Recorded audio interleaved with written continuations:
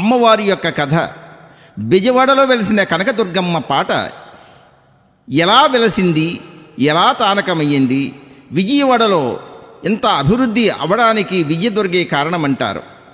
అమ్మవారు తన జాలారి వీధుల్లోనికి వెళ్ళేసరికి ఆ నదిని దాటించడానికి జాలారితో పరిచయము.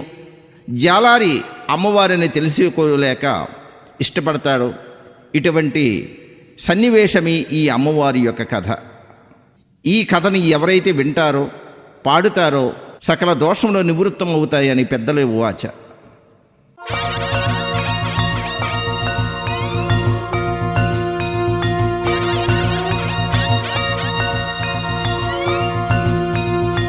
దండము తల్లి నాయమ్మ 10,000 దండాలు, నాయమ్మ కోటి దండాలమ్మ.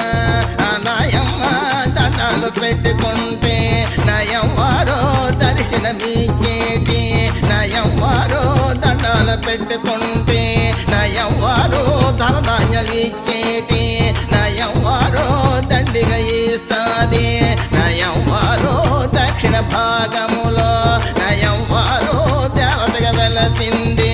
నయంవారో కృష్ణ నది ఒడ్డున, నయంవారో ఇంద్రకీలాద్రి పైన, నయంవారో వేప చెట్టు కింద, నయంవారో తానకమైంది.